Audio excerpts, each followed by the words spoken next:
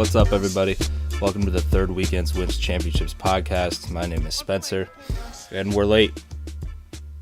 And I'm sorry about that, but this is my friend's 21st birthday on Wednesday, and I got way too drunk, and it's also been the first week of classes here at Berkeley, so I'm trying to figure out my timing and everything, but we persist, we power through, and we're here, and we're going to talk about Major League Soccer, which is the best league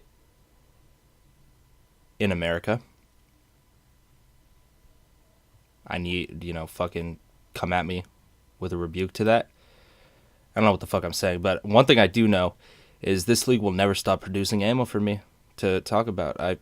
There's so much news, so many storylines, so much bullshit.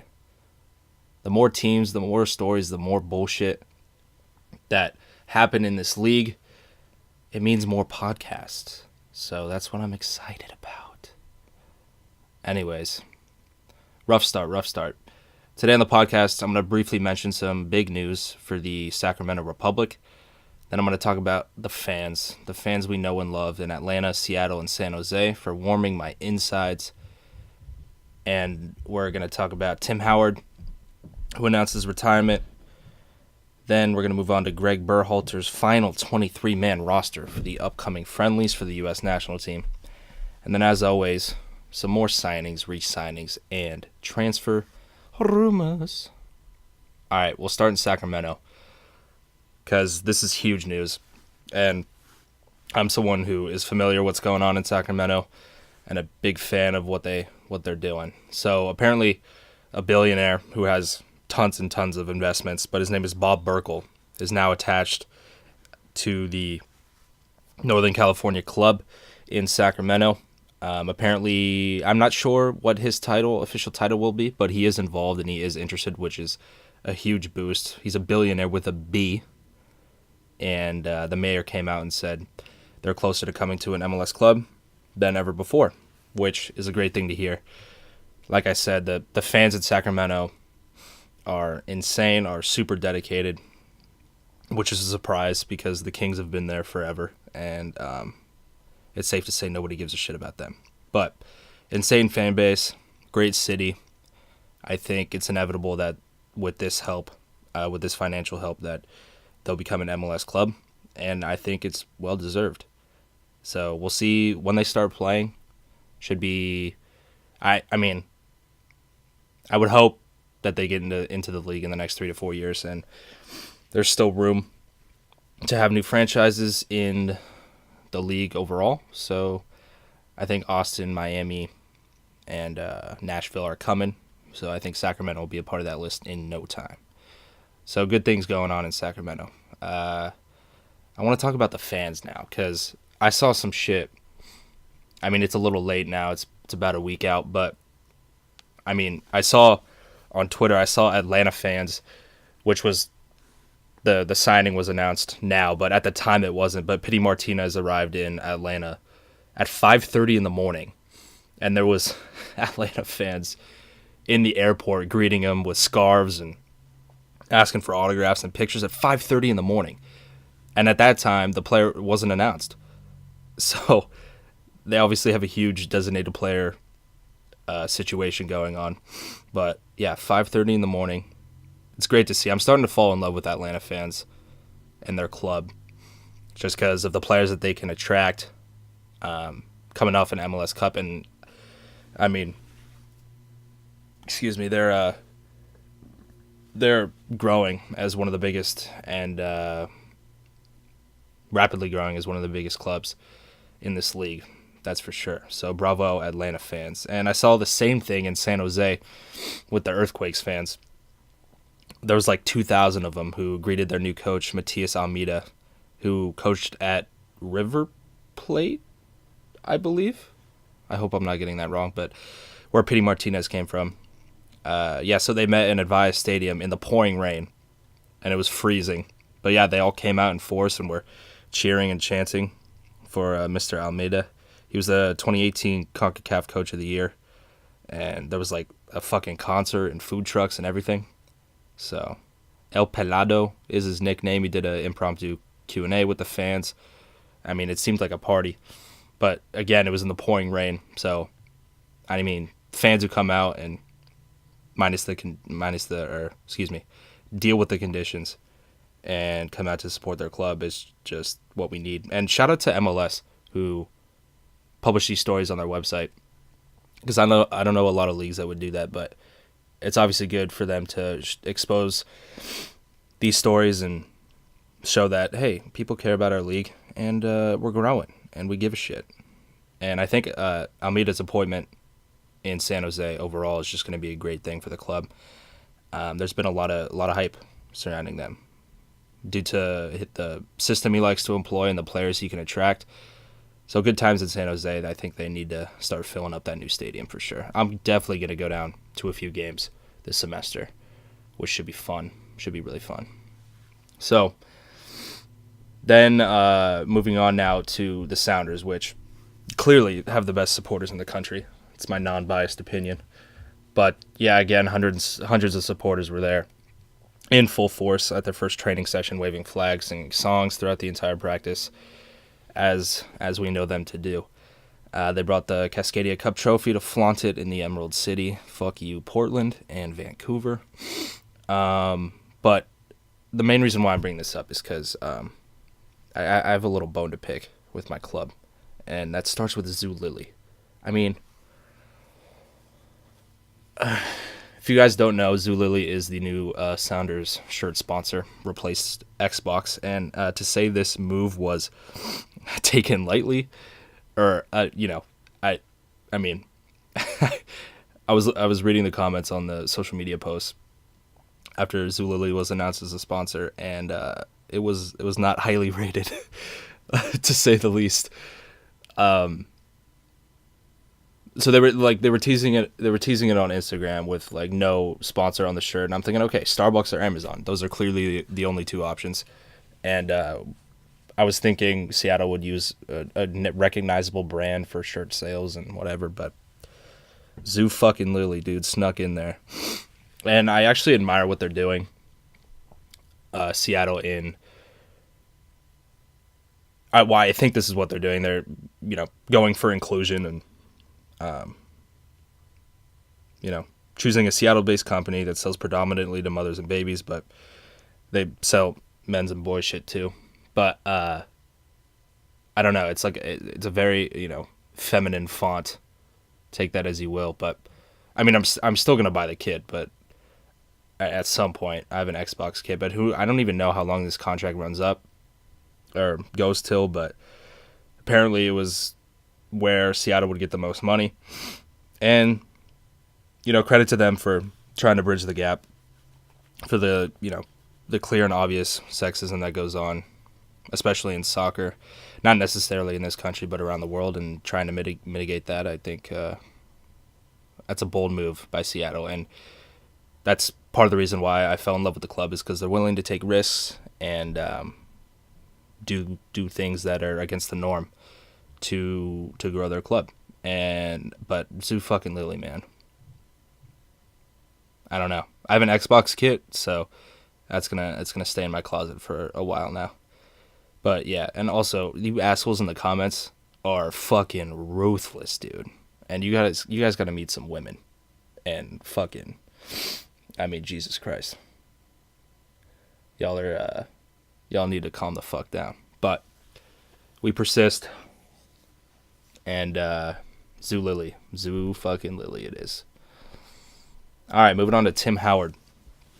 Old Tim has announced his retirement and will be retiring at the end of this season with the Colorado Rapids. I think it's time for the shot stopper. He's 39 years old. He started his career in MLS with the good old Metro Stars,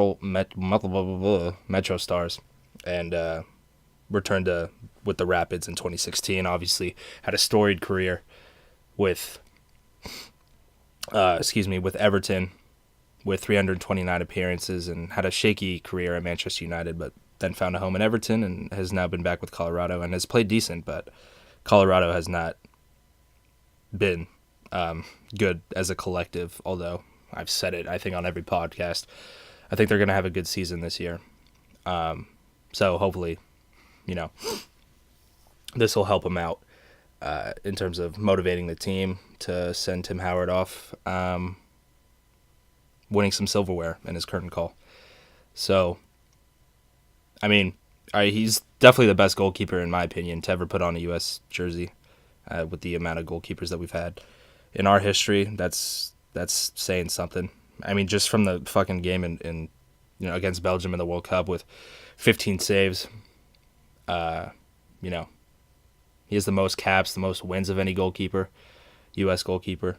And, will definitely go down in history as one of the pioneers of the sport in this country. No question. I think he does have a career in broadcasting, which would be great for him to delve into. Even though I hated that bullshit that he did with NBC Sports when he was a goalkeeper at Everton.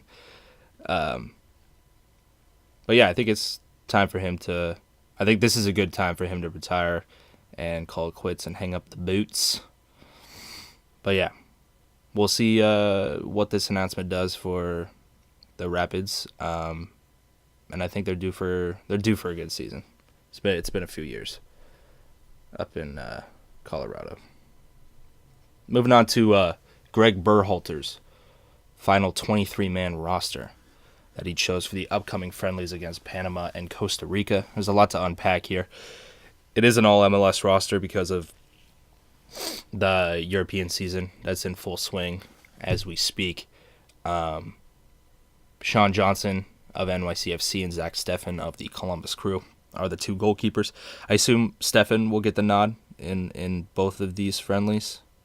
It depends on what Berhalter wants to do with squad rotation. In my opinion, I think he should come out with, 2 statement wins and, prove. I mean, it's going to be hard in his first 2 friendly games, but to prove to us fans that, yeah, he does have a system and he does want to integrate it, and I at least want to see flashes of that. Whatever he wants to employ, I want to see flashes of success of that. I don't want 2 low-scoring games that we can't really take anything from, although that's been happening for the last 18 months, obviously with the USA being in transition after their World Cup failure. But, hopefully he can pull some shit together. I mean, I'm going to hold my assessment ultimately until the Gold Cup this summer, where he's going to have the crop of European talent that he'll be able to use and use it to his liking. To just on the roster more, it was a mostly new back line, highlighted by Walker Zimmerman, obviously. I think in the midfield, Bradley gets the nod, Michael Bradley. And I'd like to see Christian Roldan, Sebastian Lletget of the Galaxy.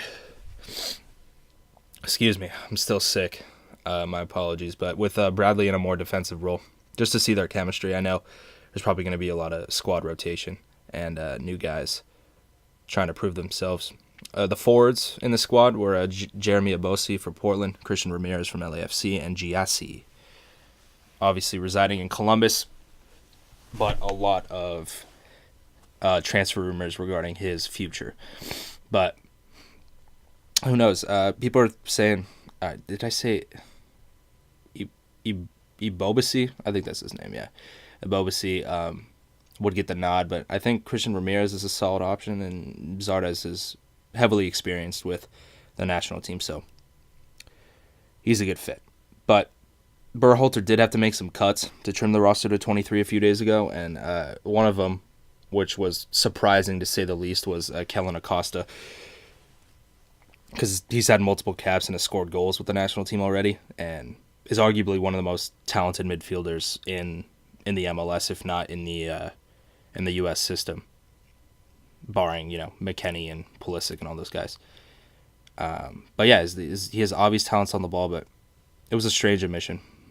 But we'll see what happens with Acosta's future. I think he does have a future with the national team, but who knows what happened in that period in camp.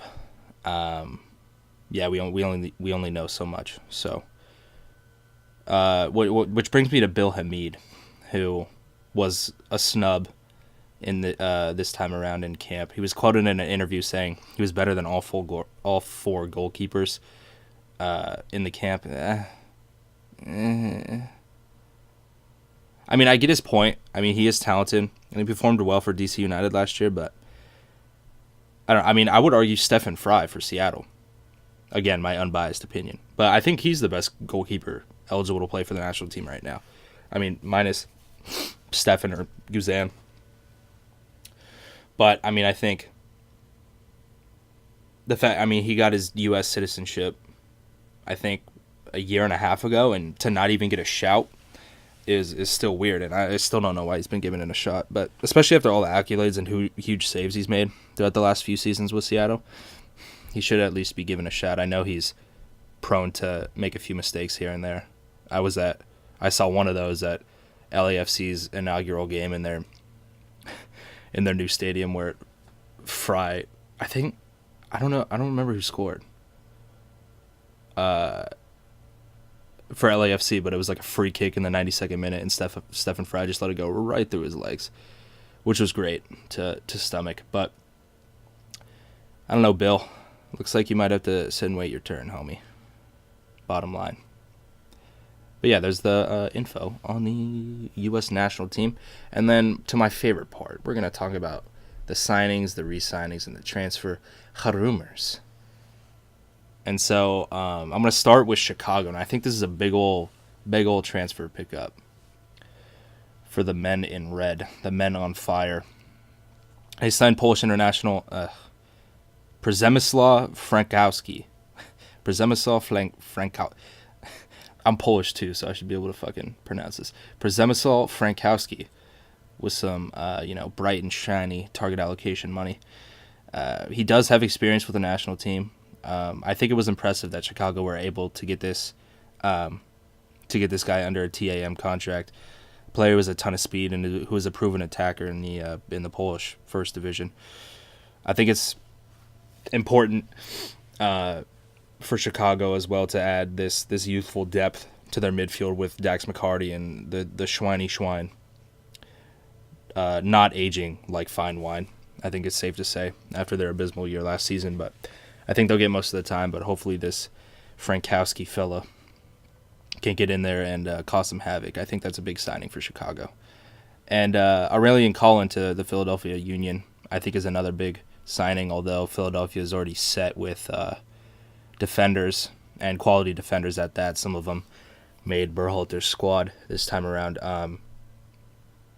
Collin, he's only featured 16 times in the last 2 seasons with Red Bulls and Orlando, but I think like I said, the new and young defenders in Philadelphia in Mark McKenzie and Austin Trusty, I think Collin will provide a huge amount of help to them. Obviously, the depth that Philadelphia is looking for in the defense, but I think he'll feature a lot when players are called for international duty and then the dog days of summer when shit gets rough deep in August. But I think Collin is a good signing, especially at 33 years old. I think this is a good place for him to go and reside in Philadelphia. And thank God Ashley Cole is finally gone. I did not like him in an LA Galaxy uniform. He just did not produce at all. I mean, I think here's the thing. I think the days where we take old English defenders, I think those days are coming to an end. And Ashley Cole wasn't terrible for the Galaxy, but now he's going to be reunited with his Chelsea mate in Frank Lampard at Derby County, which I think is a good signing for both parties. Galaxy can move on from someone who was aging and less than productive, and then Lampard, gets a decent defender where they're on their way to getting promoted to the Premier League. I think they're like 6th in the championship, so we'll see what happens there. But I think LA getting rid of him and Frank Lampard getting him, I think it's good for both parties. But farewell, Ashley Cole. Thank you for coming to the league, I guess. I don't really know. But that makes me happy that he's I don't know that he's gone for some reason. That's probably because I hate the Galaxy. But moving on to transfer rumors, and oh shit. Apparently yesterday, or 2 days ago, the Tottenham Hotspurs are looking to sign Atlanta United forward Miguel Almiron. Holy shit. Now, this is off the back of Dele Alli and Harry Kane being injured. I think this is the thing that happens in England when players that are, there's players on the market and teams go down with injuries, and I think most of the time what happens is these journalists will just make a connection like, oh, now we should connect Almiron to Tottenham or whatever. But I mean, the fee that they're looking at, they're tossing up in these stories is 30 million, which is way north of what Newcastle want to pay. But I mean, if this happened, Atlanta would come out a winner in this situation by far. I don't think Almiron will be necessarily a good fit, but I think Tottenham needs to fucking make a signing at some point. I don't think they made one during the summer, and obviously that has hurt their depth with their two biggest players going down. So if Almiron got this done in the Spurs, that'd be unbelievable. But I mean, like I said, I think Spurs need reinforcements to their attack. I think Almiron would fit in, at least in the interim. I don't know long term. But, I mean, if this goes through, it would be the greatest outgoing signing in MLS history. Sorry, Alphonso Davies. I apologize. But to add to the drama, Newcastle manager Rafa Martinez said he wouldn't even discuss staying another season if Almiron wasn't signed. So that adds another wrinkle to the story. And I love it. Whether the Rafa story is true or not, I mean, this is just making my nipples tingle. Up and down. My spine. I don't know how it's possible or how that makes sense, but, I'm excited. I love that some big-name clubs are in a dogfight over one of our young stars. That's fucking good stuff, man. So hopefully that's all gets figured out in the next few weeks with Pity Martinez, like I said, being officially announced, and Atlanta has 4 designated players, which can happen. So do the Galaxy now, apparently, but, Yeah, no. Moving on to Carlos Vela, very pleasing update on Carlos Vela. Barca signed what in God's name are we thinking? Kevin Prince Boateng from Sassuolo. I don't know why, but they did that, and they also got Ajax starlet Frankie de Jong for $85 million, and he's fucking my age. He's 21 years old, which makes me feel really good about myself. But hey, what are you going to do? A man can kick a ball accurately and run fast. So, $85 million for De Jong, and which is good. I'm talking about these guys because Vela will probably stay in LA now that Barca have about 78 midfielders at their disposal. So, good news to hear. I think Vela, shouldn't even have considered Barcelona. He was coming out and saying how much of an honor that it was to